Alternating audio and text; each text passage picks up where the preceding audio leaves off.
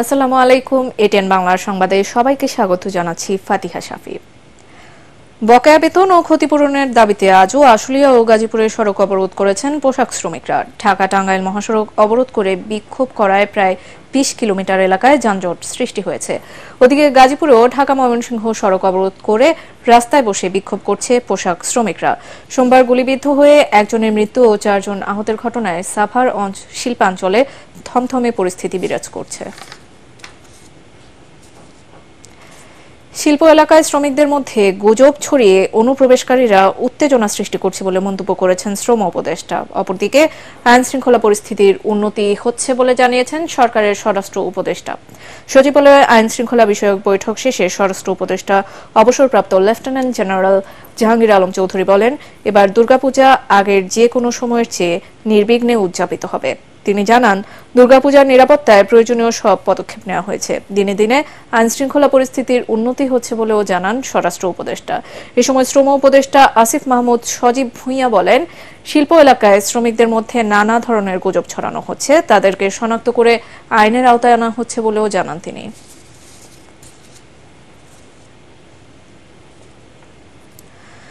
জাতিসংঘ সাধারণ পরিষদের অধিবেশনে ডক্টর ইউনূসের দেয়া ভাষণের প্রশংসা করেছেন ফিলিস্তিনের রাষ্ট্রদূত।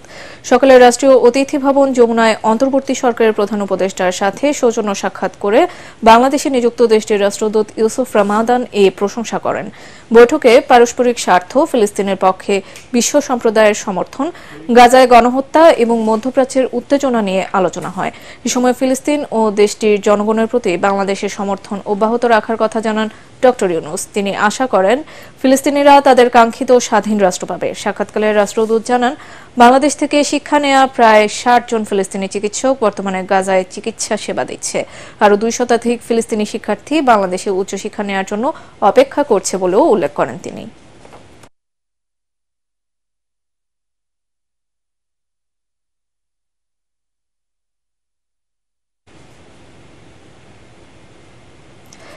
দেশের জনপ্রিয় স্যাটেলাইট টেলিভিশন চ্যানেল এর জন্মদিন আজ। রজত জয়ন্তী পেরিয়ে ২৬ বছরে পদার্পণ করল চ্যানেলটি।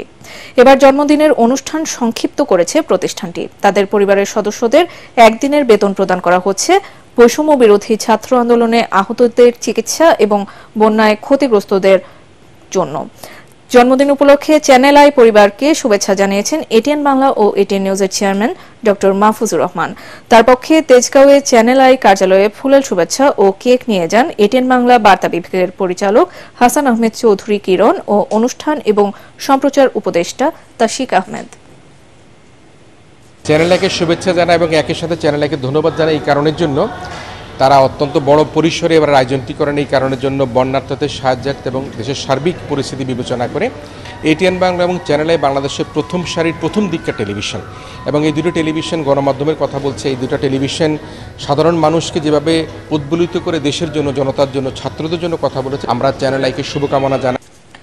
চট্টগ্রাম সিটি কর্পোরেশনের নির্বাচন অবৈধ ঘোষণা করে ডাক্তার শাহাদাত হোসেনকে মেয়র ঘোষণা করেছেন আদালত। ওই নির্বাচনে কারচুপির অভিযোগে ফলাফল বাতিল চেয়ে বিএনপির মেয়র প্রার্থী ডাক্তার শাহাদাত হোসেনের দায়ের করা মামলায় এ রায় দিয়েছেন আদালত। একই সাথে আগামী ১০ দিনের মধ্যে গ্যাজেট প্রকাশ করার নির্দেশ দেওয়া হয়েছে।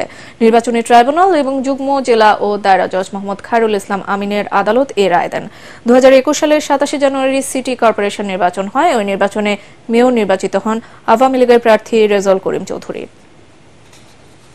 নির্বাচন কমিশন ও স্বরাষ্ট্র মন্ত্রণালয়ের সাবেক সচিব মোহাম্মদ জাহাঙ্গীর আলমকে গ্রেপ্তার করেছে ঢাকা মহানগর গোয়েন্দা পুলিশ ডিবি। রাজধানীর গুলশান এলাকা থেকে তাকে গ্রেপ্তার করা হয়। এর আগে গত ১৪ আগস্ট স্বরাষ্ট্র মন্ত্রণালয়ের জননিরাপত্তা বিভাগের এই সচিবকে বাধ্যতামূলক অবসরে পাঠায় সরকার। জাহাঙ্গীর আলম চলতি বছরের ৭ জানুয়ারি অনুষ্ঠিত বিতর্কিত সংসদ নির্বাচনের সময় নির্বাচন কমিশন সচিবের দায়িত্ব পালন করেছিলেন। সাংবাদিক দম্পতি সাগর রুনি হত্যা মামলার আইনজীবী নিয়োগের শুনানি শেষ হয়েছে। ঢাকা মেট্রোপলিটন ম্যাজিস্ট্রেট মাহবুবুল হকের আদালতে উপস্থিত হয়ে রুনির ভাই নওশের রোমান সুপ্রিম কোর্টের আইনজীবী শিশির মনিরকে নিয়োগের আবেদন করেন। শুনানি শেষে এই বিষয়ে পরে আদেশের জন্য অপেক্ষমান রেখেছে আদালত। এর আগে বিগত সরকারের আমলে মামলা অগ্রগতি না হওয়ায় নতুন আইনজীবী নিয়োগের আবেদন হয়েছিল। রুনির ভাই রোমানের দাবি, বিগত সরকারের আন্তরিকতার অভাবেই মামলাটি আলোর মুখ দেখেনি। একটি বিশেষ মহলের স্বার্থ হাসিলের জন্য তদন্তকারী সংস্থা র্যাব তদন্তের নামে সময় ক্ষেপণ করেছে বলেও দাবি করেন তিনি।